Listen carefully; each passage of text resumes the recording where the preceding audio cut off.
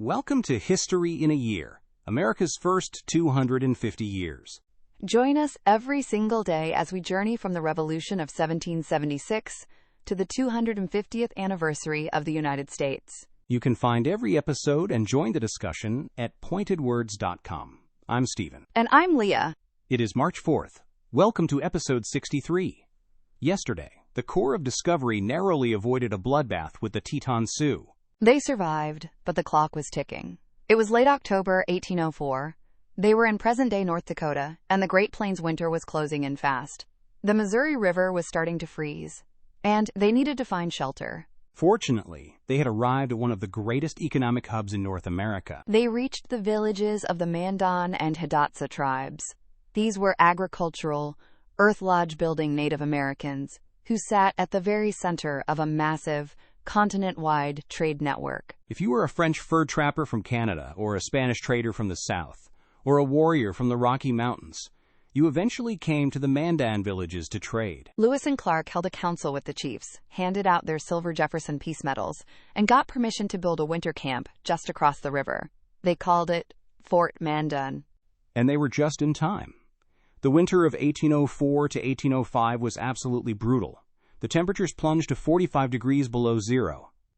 The river froze solid. The men would get frostbite just stepping outside to chop wood.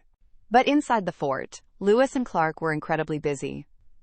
They spent the winter interviewing the Native Americans and the French-Canadian trappers who lived in the villages, trying to draw a map of what lay ahead. They knew that in the spring they were going to hit the Rocky Mountains. And to cross those mountains, they were going to have to abandon their boats and buy horses. And the people who had the horses were a tribe called the Shoshone, who lived high up in the mountains. The problem was, nobody in the Corps of Discovery spoke Shoshone. If they couldn't talk to them, they couldn't buy horses. If they couldn't buy horses, the expedition would freeze to death in the Rockies. So Lewis and Clark started looking for a translator. They found a French-Canadian fur trapper living in the Hidatsa village named Toussaint Charbonneau. Charbonneau was, to put it mildly, kind of a deadbeat. He wasn't a great trapper, he was notoriously cowardly, and he was abusive. But Charbonneau had something Lewis and Clark desperately needed. He had two wives, and one of them was a pregnant 16-year-old girl from the Shoshone tribe. Her name was Sacagawea. Sacagawea's life story up to this point is a tragedy. When she was about 12 years old, her Shoshone camp had been attacked by a Hidatsa raiding party.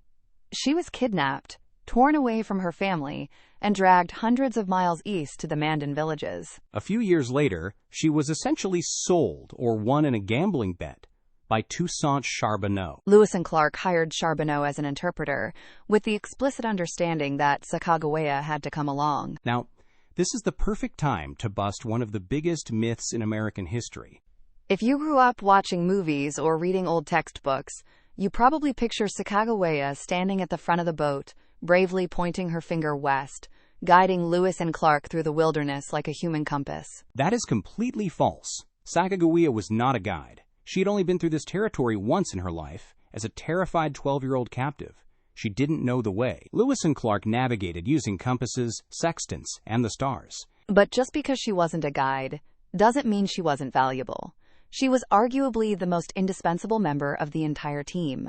But her value was in diplomacy and translation. Let's talk about the translation chain. When they finally met the Shoshone, Lewis and Clark couldn't just talk to them. It required a massive game of telephone. And then the whole process had to run in reverse so Lewis could reply. But her other vital role was purely visual.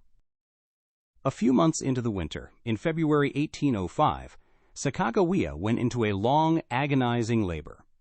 Meriwether Lewis actually gave her a potion made of crushed rattlesnake rattles to speed up the process. It worked. She gave birth to a healthy baby boy named Jean-Baptiste Charbonneau. William Clark absolutely adored the kid and nicknamed him Pompey. So when the expedition finally left Fort Mandan in the spring, they were a heavily armed military unit of rough frontiersmen, traveling with a teenage girl carrying a newborn baby strapped to her back on a cradleboard. William Clark wrote in his journal that this was the greatest insurance policy they could have ever asked for.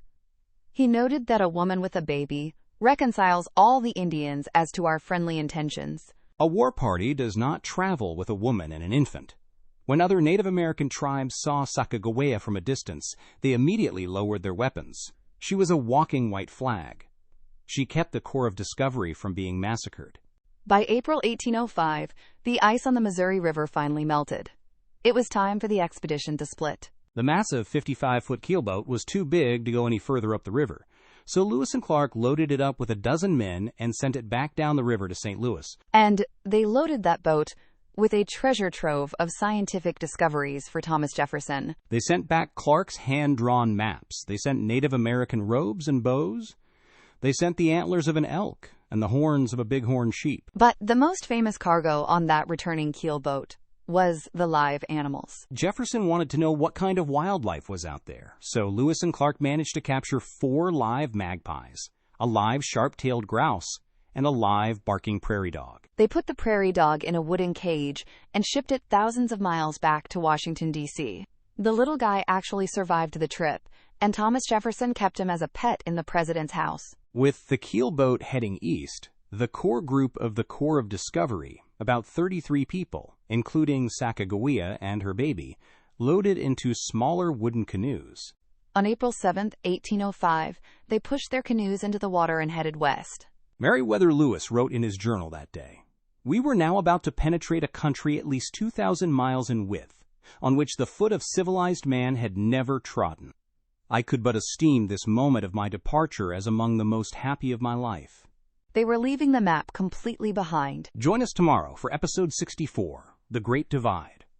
The Corps of Discovery runs headfirst into the terrifying reality of the Rocky Mountains. We witness a near disaster on the river, the desperate search for the Shoshone, and the incredible, movie-like coincidence that saves the entire expedition from certain death. I'm Leah. And I'm Stephen. You can find every episode at pointedwords.com, and this is our story.